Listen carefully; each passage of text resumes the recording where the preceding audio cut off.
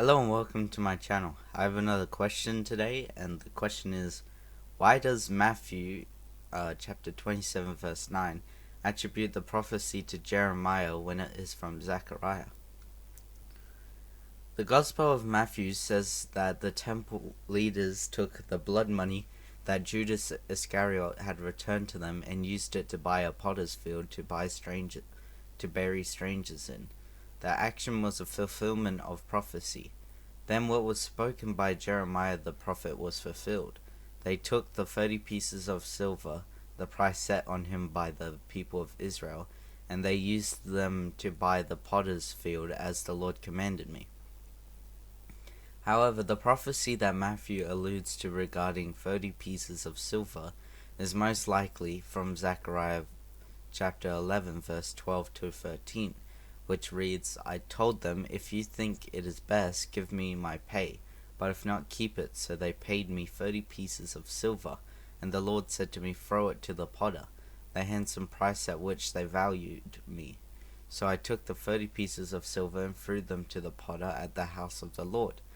Is this the case of an error in the Bible?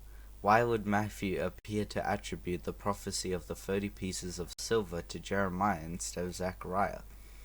The most likely answer is found in the structure of the Hebrew Bible. The Hebrew Bible is divided into 3 sections called the Law, Writings, and Prophets. Jesus refers to these divisions in Luke chapter 24 verse 44. The collection of the prophets began with the book of Jeremiah. The scrolls were sometimes referred to by the name of the first book, which in the case of the prophets would be Jeremiah. So when Matthew says that Jeremiah says, he means that the prophecy was found in the Jeremiah scroll. Others have suggested the possibility that Matthew alludes to a composite of prophecies that included those of both Zechariah and Jeremiah. This is also possible, and Jeremiah did pay a visit to a potter's house. Yet it is difficult to find a particular prediction in Jeremiah that would fit the reference to 30 pieces of silver.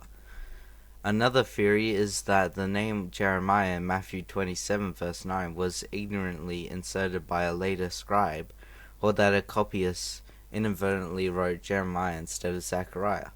The latter is more likely if the scribes were using abbreviated forms of the names.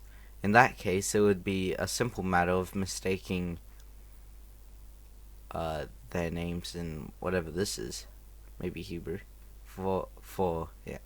If a copyist transcribed any iota in place of a zeta, the error is explained. Still another suggestion has been that perhaps other writings from the prophet Jeremiah existed in Matthew's time, and those writings mention the 30 pieces of silver.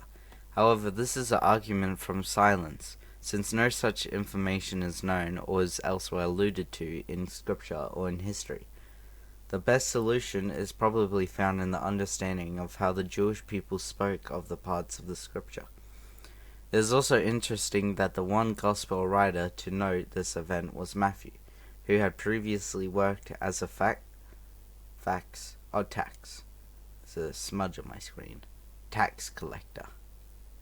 He would have been very familiar with monetary transactions, and likely well aware of the purchase of price of the field of blood, which he immediately connected with Zechariah's prophecy of 30 pieces of silver. Matthew used this connection to show one of the ways the coming of Jesus fulfilled numerous predictions in the Old Testament, affirming Jesus as the true Messiah. Thank you for listening to this question, and I'll see you next time.